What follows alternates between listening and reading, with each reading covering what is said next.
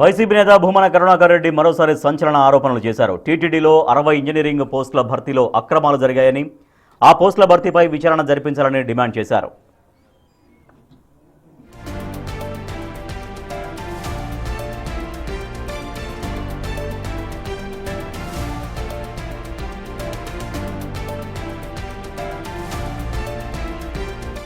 తమ హయాంలో ఇంజనీరింగ్ విభాగంలో 60 పోస్టుల భర్తీ నోటిఫికేషన్ ఇచ్చామని, న్యాయపరమైన అంశాలు వస్తాయన్న ఉద్దేశంతో తామే ఆ నోటిఫికేషన్ను రద్దు చేశామన్నారు. ప్రస్తుత పాలక మండలి అదే నోటిఫికేషన్ను మళ్లీ విడుదల చేసి రాయలసీమ వాసులకు అన్యాయం చేసిందని విమర్శించారు. ఈ పోస్టుల భర్తీలో అక్రమాలు జరిగాయని ఆరోపించారు. సమగ్ర విచారణ జరిపించాలని డిమాండ్ చేశారు.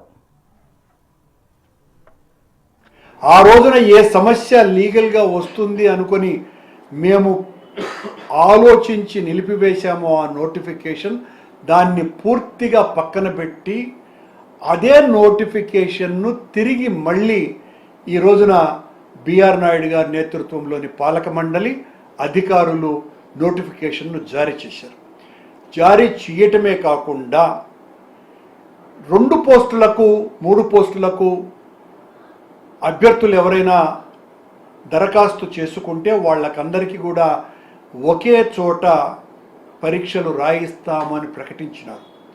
కానీ ఆ తరువాత సాంకేతిక కారణాలు చూపించి ఒకరు కుప్పంలో ఒక రోజున, అదే రోజున మళ్ళీ సాయంత్రమో ఎప్పుడో చిత్తూరులోనో లేకపోతే కడపలోనో ఈ ఎగ్జామ్స్ను నిర్వహించేటట్టుగా చేయటం జరిగింది. దానివలన కేవలం 18,000 మంది అభ్యర్థులు మాత్రమే పరీక్ష రాయటం జరిగింది. దీని వెనుక చాలా పెద్ద కుట్ర ఉన్నది.